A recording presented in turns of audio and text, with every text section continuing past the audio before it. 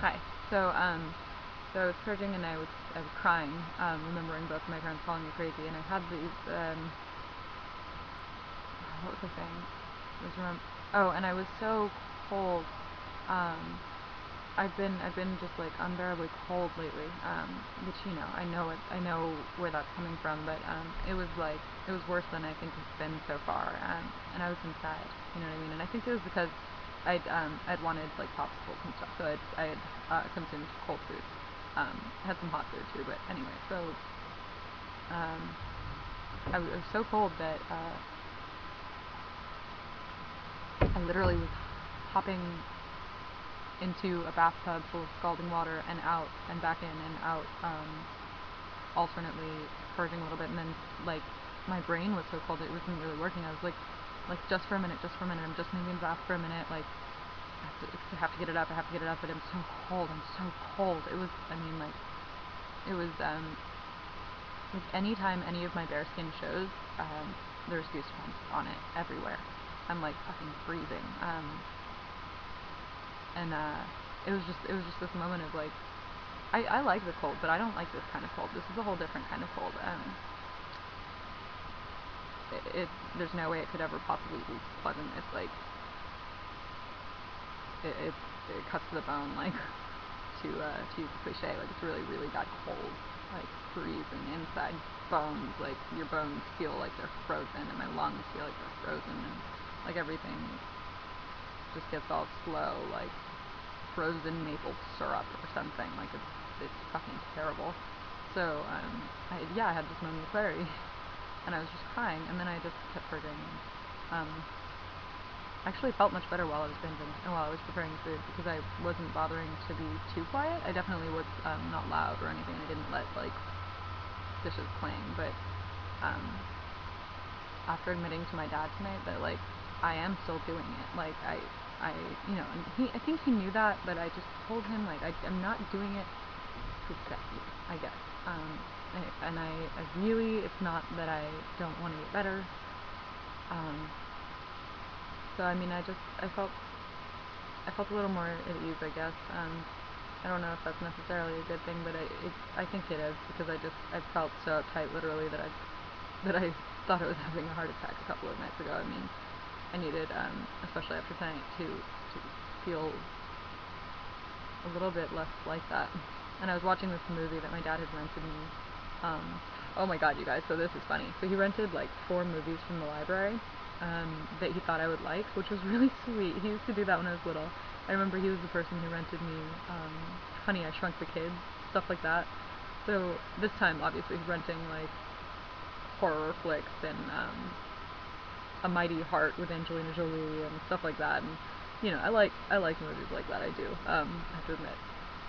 And one of them was a horror flick, and so I was watching that, and that was sweet. But so he was like, "Oh, I also bought The Passion of Christ." I was like, "Did you just say Christ? Did he just say Christ wrong?" Oh dear God, my family, and when I told my mom, she was like, "He said Christ." He said The Passion of Christ. Um, my family is so atheist. It's not even a joke. I mean, I have nothing against Christ, but or Christianity or any religion. I respect it, but I just thought it was hilarious. My father, this is a man who was raised in a strict Muslim home, in Algeria, in northern Africa. You know what I mean? Everybody around him was Muslim, and very rigidly so. And this is a man who operates so much on intellect that he says the moment that he realized for himself, that he realized that God did not exist, was he was 13 years old, and it just didn't make sense. I mean, it just didn't add up. Like, it didn't make logical sense, so God therefore did not exist from then on. And my mother comes from a family line where I think it was an uncle, it was some family member of hers, his dying words on his deathbed: "I still don't believe in God." So I just found it like I had to laugh when my father said Christ instead of Christ tonight. I love him. So anyway, It went out. I'm gonna have to go in after this video because I'm cold. It is cold out here, but the complex of being a really, really heavy smoker and being fucking freezing all the time. Better sometimes. So I have a therapy appointment tomorrow with this woman. Her name is Michelle Johnson.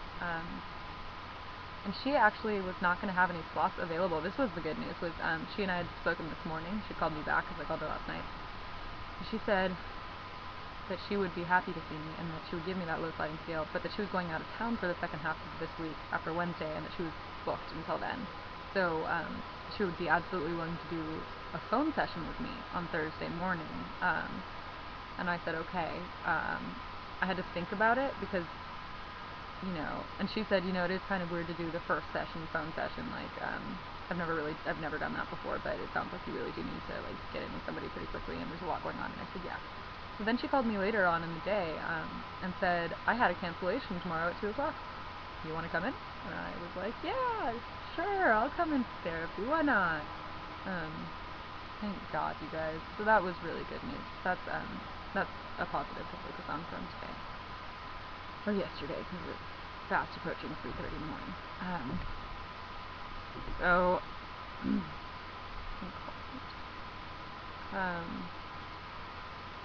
yeah, I hope that goes well. I see no reason it wouldn't. She seems like she knows what she's talking about, and she seems really nice, and she specializes in eating disorders, so I'll be talking to someone in this area, a professional, face-to-face, who specializes. The nurse practitioner that I saw was fucking amazing, very, very kind. Seemed to know a lot more about eating disorders than somebody who doesn't specialize in eating disorders would, but she, you know, didn't know, obviously, like, all the protocol and stuff, but I almost wonder if she had issues herself in the past. Anyway, but it'll be good to see somebody who knows the treatment protocol, I guess, and how to handle it, and is trained in it. So, what else, my dears? What else? That looks really cool. Yeah, it's interesting. I can feel, like, much better for a little while. Like, I feel a little better. Obviously, I'm pretty emotional, like, on and off. I'll start starting to cry, and then I won't. And, but this is a lot better than the average nowadays. So it's pretty cool. I think that the idea of possibly going home for a while before treatment actually has my spirits up also. Just because I don't know, even though my apartment is just a fucking wreck and, like, I can't take care of myself or it for shit, like, it's not so much, like, my apartment, it's, like, the Bay Area. It's always, I fucking love that place. I grew up there. I know I know how to get around. I know scenery. When it changes, I know that it's changed. I remember when things changed. I remember when new bridges were put in. I know the people. I know the bus lines. I run into bus drivers. I know, everything is, it's like there's this map in my memory of the Bay Area, and I love it. It's just safe. So hopefully I do get to go home for a little while before treatment. But I also, like, if my parents and I could by some miracle make it work, and the therapy sessions made it more bearable, I would definitely stay. It's just that I don't see any reason in being any more stressed than I need to be before treatment. I do think that I could manage the medical stuff at home just as well as I could here, so long as I stay on top of it. So I need to end this video. I don't want to make a fourth. So thank you for listening, you guys. I really, really, really do appreciate it. It's really nice to have a place to talk, and I will keep updating you guys, and I will try, if I can keep this promise, after treatment, to let you guys know how I'm doing too, and hopefully it'll be good. So, you know, there's some time before me, so I'll see you guys later.